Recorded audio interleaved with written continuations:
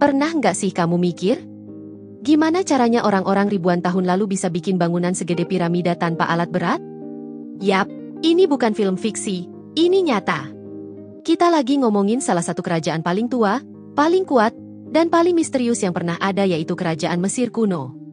Mereka nyembah dewa-dewa, mumifikasi jenazah, dan membangun piramida yang sampai sekarang masih berdiri kokoh.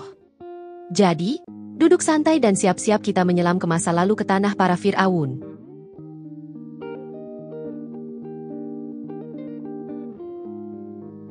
Semua ini dimulai sekitar 5.000 tahun yang lalu, di sekitar Sungai Nil. Sungai ini bukan cuma sumber air tapi juga sumber kehidupan. Setiap tahun airnya meluap, dan itu bikin tanah jadi subur. Dari sanalah masyarakat mulai bertani, berdagang, dan akhirnya membentuk peradaban. Lalu sekitar tahun 3100 sebelum Masehi, seorang raja bernama Narmer menyatukan Mesir hulu dan hilir. Ia dikenal sebagai Firaun pertama. Sejak saat itu, gelar Firaun bukan cuma pemimpin tetapi juga dianggap sebagai perwakilan dewa di bumi.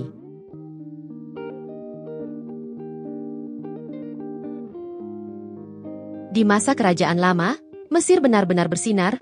Mereka bangun piramida, terutama yang paling ikonik dialah piramida Agung Giza. Bayangin, itu dibangun tanpa alat modern, ada 2,3 juta blok batu, dan satu blok bisa seberat 15 ton. Tapi nggak cuma arsitektur, ilmu mereka juga keren. Mereka ngerti matematika, bikin sistem kalender, bahkan punya pengetahuan medis yang bikin kita geleng-geleng. Nah, soal agama, orang Mesir percaya kehidupan setelah mati. Makanya mayat Firaun dibalsem, dijadikan mumi dan dikubur dengan emas, makanan, dan barang kesayangan, biar hidupnya enak di alam baka. Dewa-dewa mereka banyak.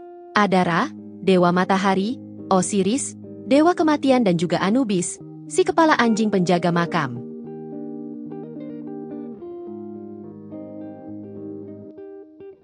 Mesir punya banyak Firaun terkenal. Salah satunya Hatshepsut, Firaun perempuan yang tampil kayak laki-laki biar diakui rakyat. Terus ada Akhenaten, Firaun nyentrik yang nyuruh rakyat nyembah satu dewa aja, yaitu Aten. Tapi itu malah bikin kekacauan. Dan tentu saja, Tutankhamun. Dia naik tahta masih remaja, tapi makamnya jadi temuan arkeologi paling spektakuler abad ke-20. Tapi lama-lama, kerajaan ini mulai melemah, diserang Hyksos, Persia, bahkan akhirnya takluk sama Alexander Agung. Mesir pun berubah jadi bagian dari Kekaisaran Romawi, tapi warisannya nggak pernah hilang.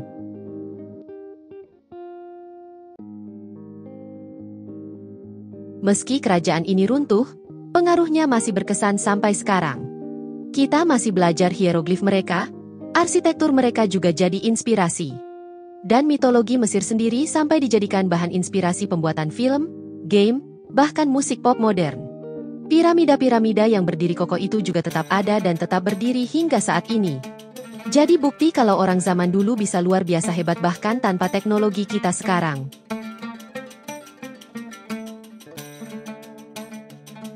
Nah, itu dia kisah singkat dari kerajaan Mesir kuno yang penuh misteri, dewa, dan kejayaan yang sulit ditandingi. Kalau kamu suka sejarah kerajaan dan cerita para keluarga kerajaan, jangan lupa like, subscribe, dan nyalain lonceng dan notifikasinya. Tulis di komentar, Firaun favoritmu siapa? Dan sejarah kerajaan mana lagi yang pengen kamu pelajari? Sampai jumpa di video berikutnya Sobat Royal Archives 63, dan jangan lupa untuk bahagia. Terima kasih untuk support yang tulus dari kalian sehingga channel YouTube ini dapat berkembang.